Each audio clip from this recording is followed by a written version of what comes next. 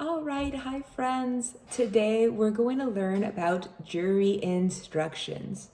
And jury instructions, those are the instructions that the judge is going to give to the jury on legal rules and guidelines that they must follow on how they should deliberate a case. They're going to explain relevant laws, such as burden of proof and how the jury should evaluate evidence. We're going to go through a few of these terms, and so I hope you enjoy today's video. To make it a bit more engaging, or just because the mind wanders, I like to play with my makeup at the same time. It's 8:21. I'm not going to go anywhere out tonight, but I just wanted to learn and teach and also just play with the makeup. So I hope you like it, and let's learn.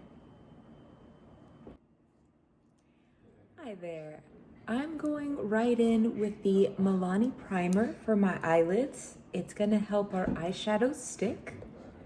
And first term for jury instructions, burden of proof.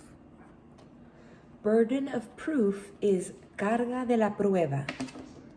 Going to apply and just tap this in both eyes and then blend. So burden of proof, carga de la prueba.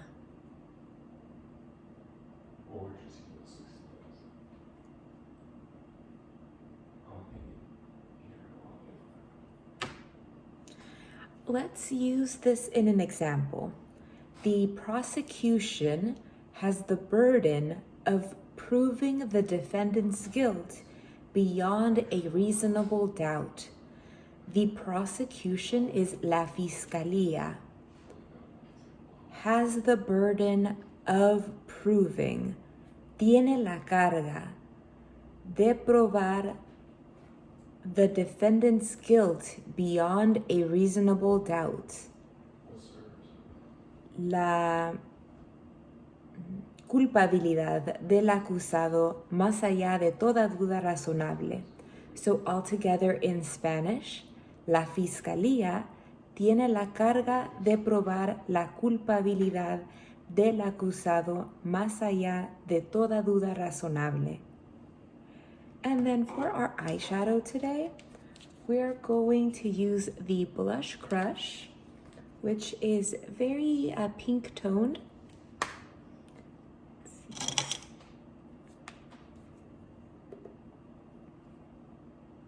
I'm going to start with this one, and I'm just going to blend it, I guess just on the edges, and then whatever's left over into the crease.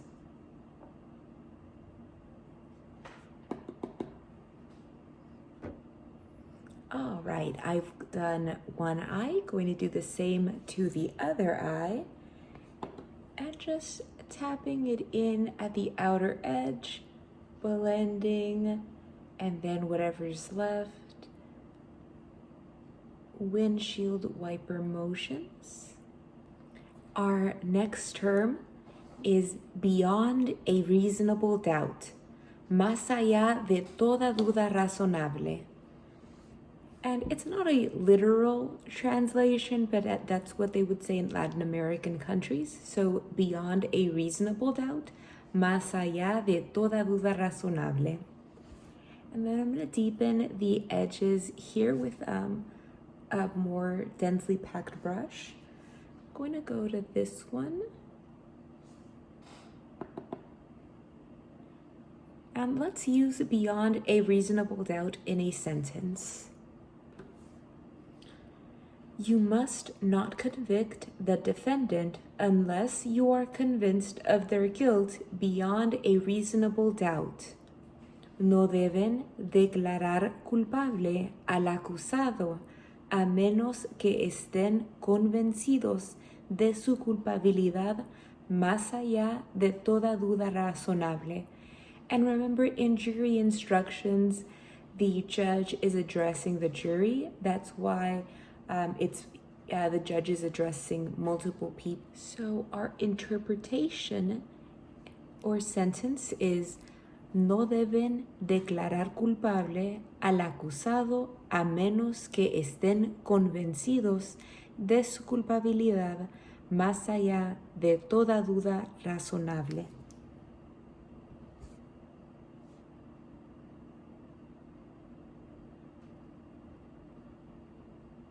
And with this tight brush here, I'm going to tap that into the lid space here and here. And our next term, presumption of innocence, presunción de inocencia. Presumption of innocence, presunción de inocencia.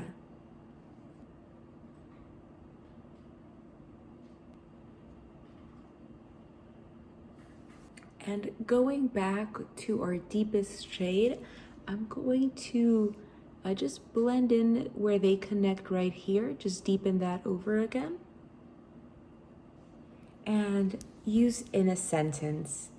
The defendant is presumed innocent until proven guilty beyond a reasonable doubt. El acusado se presume inocente hasta que se demuestre su culpabilidad más allá de toda duda razonable. All right, and then let's move into our type of evidence. We have circumstantial evidence and direct evidence. And as we move on to evidence, I'm going to apply something for my eyebrows. Let's see. This brow pen from NYX. I'm not sure if the youth still say this, but my eyebrows are on fleek. And so circumstantial evidence, pruebas indirectas.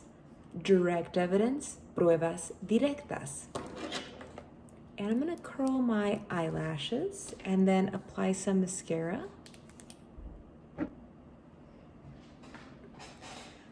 All right, and then moving on to foundation, I have the House Laboratories.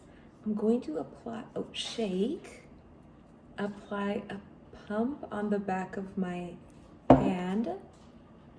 I've used it with, I've applied it over my skin and then used a damp sponge to blend it in. But I'm gonna try just with a brush to see if I like that application since it's a new foundation to me. And let's use circumstantial and direct evidence in a sentence. Let's see.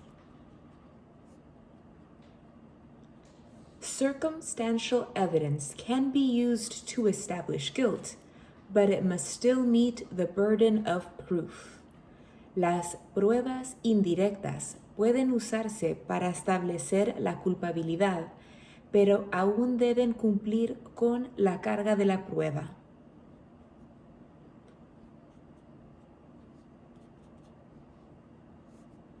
I really like this blended with a brush. It looks really nice.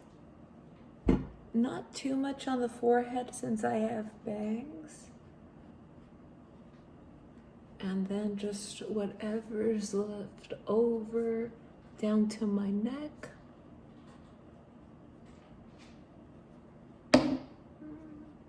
I have a mirror over here, so I'm just going in close to see, make sure it's all blended in. Yeah, it looks nice. Yeah, very nice, very nice. All right, and then a witness who saw the crime happen is providing direct evidence. Un testigo que vio el delito está proporcionando pruebas directas. All right, and then I'm going to move in with cream bronzer and cream blush.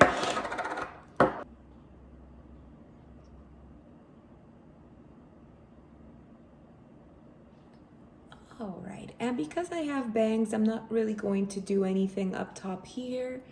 maybe some here. Our next term is verdict. Verdict, veredicto. And I'm just going to push this really deep into the skin.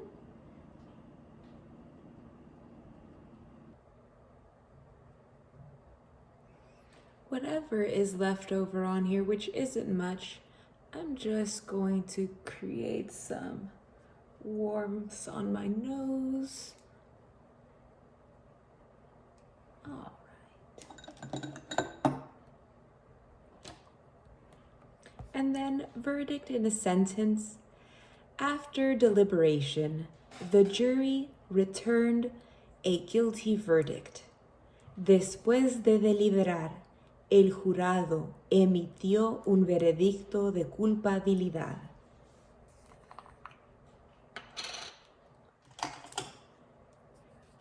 I'm going to stipple this in and then just start blending that in. Our next term is willful and deliberate, intencionado y deliberado. I'm going to move on with our powder products, starting with this bronzer from NYX. I have it in the shade All Buttered Up.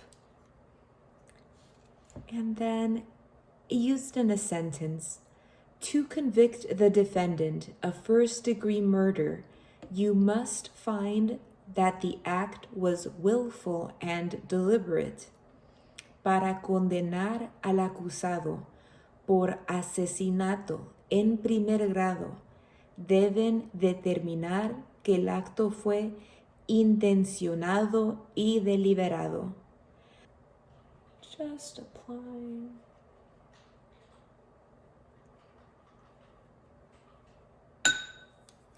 This one, I don't know why it's a hard time sticking for me, so I just need to hammer this one in.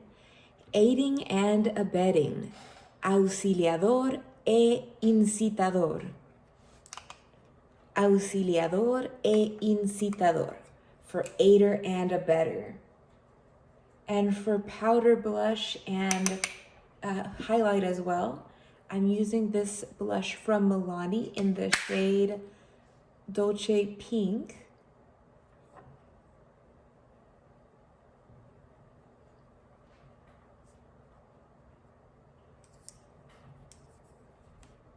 A person who aids and abets a crime is equally responsible as the principal offender. Una persona que auxilia e incita un delito es igualmente responsable que el autor principal. I'm going to bring the hair down now that most of the face is all done. I'm going to apply something on the lips and we'll see if we want to apply anything else. All right, for the lips today, I'm going in with this Tarte Maracuja Juicy Lip Creme in the shade Mauve, however you pronounce it. And we're just going to use one final term, alibi. Alibi coartada.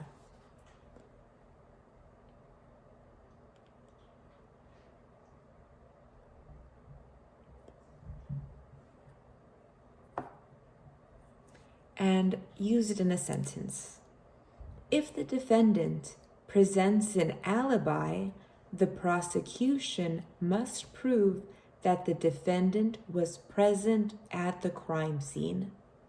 Si el acusado presenta una coartada, la fiscalía debe probar que el acusado estaba presente en la escena del crime scene, en el lugar de los hechos. Thank you. All right, and so this is the final look. I think I could use just a little bit more blush. And I'm gonna hop right back in with this one.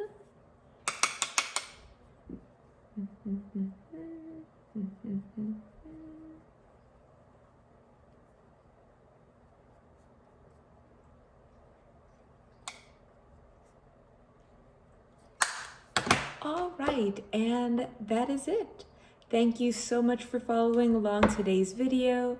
If you've ever been in jury and you remember a term that you're not sure what it was or have any questions, please put it below on the comments and let's discuss, let's learn together. All right, have a great rest of the day. Goodbye.